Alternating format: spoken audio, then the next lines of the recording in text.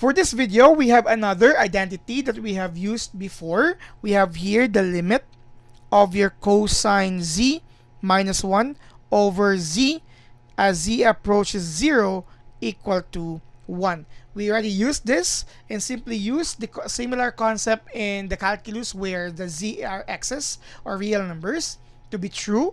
And we had again some examples previously using this concept, especially in the proof for the derivatives.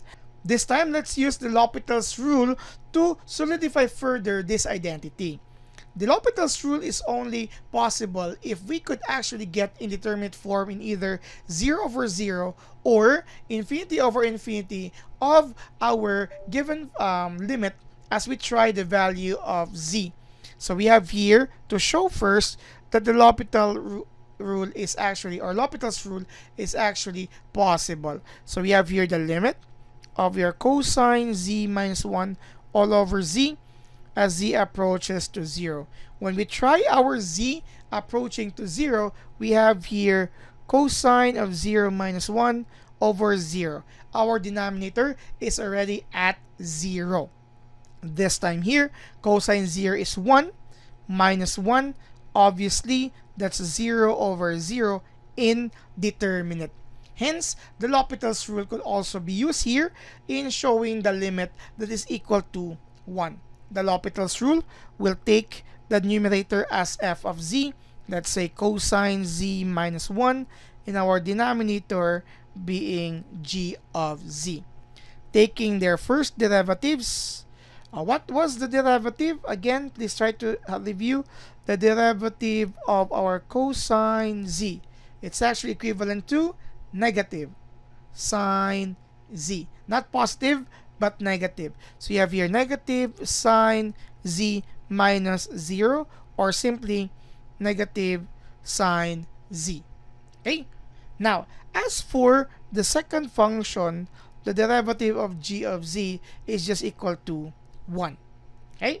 So since this is not equal to 0, the additional condition for the L'Hopital's rule, let's now take the ratio of the derivatives. We are told that the limit of the original function, cosine z minus 1 all over z as z approaching 0, which was actually indeterminate, is just equal to the limit of the ratio of the corresponding derivatives. We have here negative sine z over 1 as z approaching 0. Obviously, our denominator is no longer 0, so we will have here a real value. So we have here sine z, or negative sine of 0 over 1. Of course, sine 0 is actually equal to 0, right? So negative of 0 is just 0 over 1, which gives us 0. Now, removing all of this in the middle, we can now say that hence, or therefore, the limit of your cosine z minus 1 over z as z approaches 0 is equal to 0. Was this the target? Yes. Sorry, my bad. This was not actually 1. I was thinking of the previous identity. So it was actually 0 as indicated here. And obviously, sorry for that, it's really 0 as we arrive here using the L'Hopital's rule.